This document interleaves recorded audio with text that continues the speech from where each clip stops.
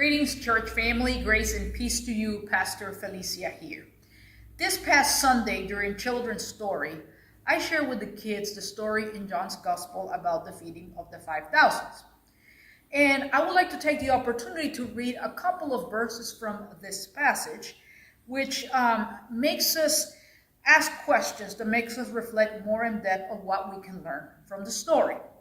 And the reading comes from then the Gospel of John, chapter 6, verses 1 to 14. And it says, "After this, Jesus went to the other side of the Sea of Galilee, also called the Sea of Tiberias.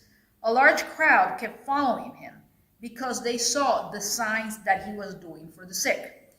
Jesus went up to the mountains and sat down there with his disciples. Now the Passover, the festival of the Jews, was near. When he looked up and saw a large crowd coming toward him, Jesus said to Philip, 'Where are we to buy bread for these people to eat?' He said this to test him, for he himself knew what was he going to do.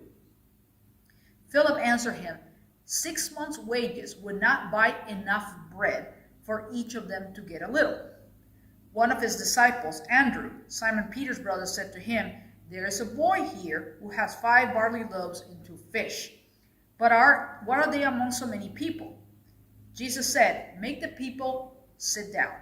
Now there was a great deal of grass in the place, so they sat down, about 5,000 in all. Then Jesus took the loaves, and when he had given thanks, he distributed them to those who were seated, so also the fish, as much as they wanted. When they were satisfied, he told his disciples, 'Gather up the fragments left over so that nothing may be lost.'" In the story that we just read that now, do you find yourself acting more like Philip, putting ifs and buts to situations that occur in the daily life? Or do you act more like Jesus, as a waymaker, look at the possibilities? Think also of the crowd, hungry, tired, and looking to be fed. Don't we also hunger for peace, love, or understanding?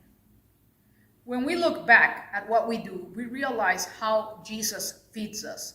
When we pray, when we feeds us with our sense of humor, when we feed on his word, when we look at his creation, when we look at our talents and gifts, family, and friends. Can we then use our fishes and loaves to feed this world that is hungry for the gospel? That is my question, and that is my challenge for this week. We invite you then to be with our church community at 11 a.m. in person or online at the same time. Blessings.